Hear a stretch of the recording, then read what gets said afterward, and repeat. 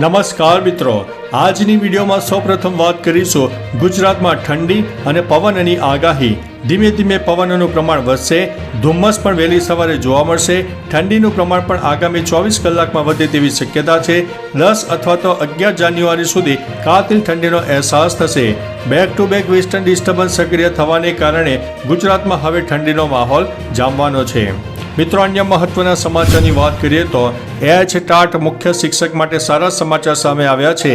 શિક્ષણ મંત્રી doctor Kuber ડિંડોરે TAT મુખ્ય શિક્ષકોને લઈને સારા સમાચારની જાહેરાત કરી છે, જેમાં મુખ્ય શિક્ષકો માટે બદલી કેમ્પનું આયોજન કરાશે. એટલે કે 1 થી 7 જાન્યુઆરી સુધી બદલી કેમ્પ માટે ઓનલાઈન અરજી કરી શકાશે, જેનો કેમ્પ ઓફલાઈન યોજાશે. ખાસ કે આ કેમ્પ અંતર્ગત 27 જાન્યુઆરી સુધી શાળા પસંદગીનો હુકમ પણ થઈ જશે. રાજ્યની શાળાના તમામ મુખ્ય શિક્ષકો માટે કામના સમાચાર શેર કરવાનું ભૂલતા નહીં. મિત્રો, અન્ય મહત્વના સમાચારની વાત કરીએ તો આટલા મોબાઈલ વોટ્સઅપ હવે બંધ.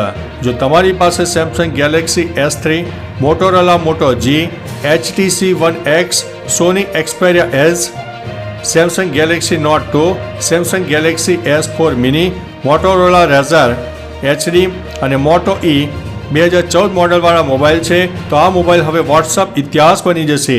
1 જાન્યુઆરીથી આ મોબાઈલમાં વોટ્સઅપ ચાલશે નહીં. તમારે વોટ્સઅપનો ઉપયોગ કરવા માટે ફોન અપડેટ કરવો પડશે અથવા તો નવો ફોન ખરીદવાની તૈયારી પણ રાખવી પડશે. મિત્રો, અન્ય મહત્વના સમાચારની વાત કરીએ તો 3 પ્રકારના બેંક ખાતા બંધ થશે. રિઝર્વ બેંક ઓફ ઇન્ડિયા નવા વર્ષથી કેટલાક નિયમોમાં ફેરફાર કરવા જઈ રહી છે. બેન્કિંગ સિસ્ટમમાં વધુ સુધારો કરવા માટે RBI નિષ્ક્રિય ખાતા અને ઝીરો બેલેન્સ ખાતા બંધ કરવાનો નિર્ણય કરવામાં આવ્યો છે.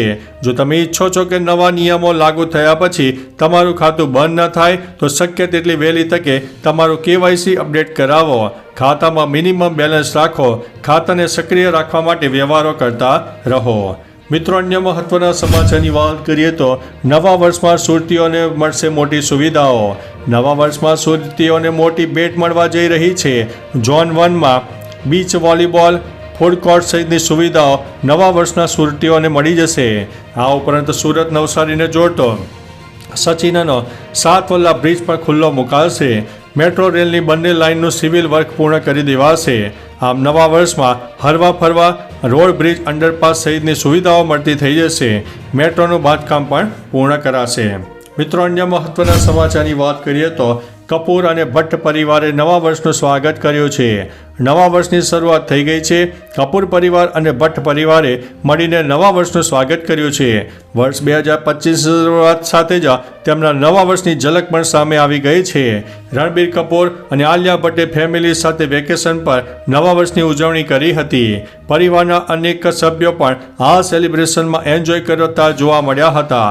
રાહા કપૂર, નીતિ કપૂર, રિદ્ધિમા કપૂર સાહની, રિદ્ધિમાની પતિ અને સોની રાજદાન પણ હાજરી આપી હતી. મિત્રો, અન્ય મહત્વના સમાચારની વાત કરીએ તો ટેલિકોમના નિયમો હવે બદલાયા છે. ટેલિકોમ કંપનીઓએ 1 જાન્યુઆરી 2025થી એટલે કે ગઈકાલથી રાઇટ ઓફ વે નિયમ લાગુ પડશે. નવા નિયમો હેઠળ કંપનીઓ ઓપ્ટિકલ ફાઇબર લાઇનો અને નવા મોબાઈલ ટાવર લગાવવા ઉપર ધ્યાન કેન્દ્રિત કરવું પડશે. આ નિયમો જનતા અને કંપનીઓને ધ્યાનમાં રાખીને બનાવવામાં આવ્યા છે. નિયમના અમલીકરણથી કંપનીઓને તેમની સેવાઓ સુધારવામાં મદદ મળશે. મિત્રો, અન્ય મહત્વના સમાચારની વાત કરીએ તો હવે રાજ્યને નવી ડિફેન્સ પોલિસી મળશે. સામે આવેલી માહિતી અનુસાર નવી યોજનામાં રાજ્યમાં 2 વર્ષમાં 15,000 કરોડનું ડિફેન્સ માર્કેટ ઊભું કરવાની તૈયારી ચાલી રહી છે. આ અંતર્ગત ગુજરાતમાં સંરક્ષણ ક્ષેત્રની સરકારી સંસ્થા ડિફેન્સ રિસર્ચ ડેવલપમેન્ટ ઓર્ગેનાઇઝેશનની પહેલી લેબ પણ બનશે. રાજ્યમાં 450થી વધુ સંરક્ષણ ક્ષેત્રની કંપનીઓ જોડાશે. હાલમાં રાજ્યમાં 4 કંપની જ મેન્યુફેક્ચરિંગનું કામ કરી રહી છે. મિત્રો, અન્ય મહત્વના સમાચારની વાત કરીએ તો કાર કંપનીઓને કારની કિંમતોમાં વધારો કર્યો છે. નવા વર્ષની શરૂઆત સાથે જ ઘણી કાર કંપનીઓએ પોતાની કાર કિંમતમાં વધારો કર્યો છે, જેમાં Maruti Suzuki, Hyundai, Tata Motors, Kia India, MG motor ઇન્ડિયાનો સમાવેશ થાય છે. સુઝુકીએ તેની કાર કિંમતમાં 4%, મહિન્દ્રા એન્ડ મહિન્દ્રાએ 3%, ટાટા મોટર્સે 3% અને કિયા મોટર્સે 2%નો વધારો કર્યો છે. આવી સ્થિતિમાં જો તમે નવી કાર ખરીદવાનું વિચારી રહ્યા છો તો તમારે વધુ પૈસા ખર્ચવા પડશે. મિત્રો અન્ય મહત્વના સમાચારની વાત કરીએ તો રાજ્યમાં 23 આઈપીએસ અધિકારીને પ્રમોશન. રાજ્યમાં પોલીસ બેડામાં મોટા પાયે પ્રમોશન કરવામાં આવ્યા છે. રાજ્યમાં 23 આઈપીએસ અધિકારીના મોડી રાત્રે પ્રમોશનના ઓર્ડર આપવામાં આવ્યા છે. આ યાદીમાં પોલીસ ભરતી બોર્ડના ડિરેક્ટર જનરલ નીરજા ગોટુને ડીજીપી કક્ષાએ પ્રમોશન અપાયું છે. આ દરમિયાન સુપ્રિન્ટેન્ડન્ટ ઓફ પોલીસ કક્ષાના અધિકારીઓને તેમના ઉપલા સંવર્ગમાં બઢતી આપવામાં આવી છે. મિત્રો અન્ય મહત્વના સમાચારની વાત કરીએ તો રાષ્ટ્રપતિ અને પીએમ મોદીએ દેશવાસીઓને નવા વર્ષની શુભેચ્છા પાઠવી છે. નવું વર્ષ 2025 શરૂ થતાં જ સમગ્ર દેશમાં ઉજવણી ડૂબી ગયો હતો. દેશના ખૂણે ખૂણે નવા વર્ષની ઉજવણી કરવામાં આવી રહી હતી. મોડી રાતથી જ એકબીજાને શુભકામનાઓ આપવાની પ્રક્રિયા શરૂ થઈ ગઈ હતી. દેશના રાષ્ટ્રપતિ દ્રૌપદી મુર્મુ અને વડાપ્રધાન નરેન્દ્ર મોદીએ પણ દેશવાસીઓને નવા વર્ષની શુભેચ્છા પાઠવી હતી. મિત્રો અન્ય મહત્વના સમાચારની વાત કરીએ તો જસપ્રીત બુમરાહ સિડનીમાં સૌથી મોટો ઇતિહાસ રચશે. જસપ્રીત બુમરાહ વર્ષ 2024માં સૌથી વધુ વિકેટ લેનારો બોલર હતો. તેણે ત્રણેય ફોર્મેટમાં 86 વિકેટ લેવાની સિદ્ધિ મેળવી છે. વર્ષ 2024માં તે માત્ર ત્રણેય ફોર્મેટમાં જ નહીં પરંતુ ટેસ્ટ ક્રિકેટમાં સૌથી વધુ વિકેટ લેનારો બોલર હતો.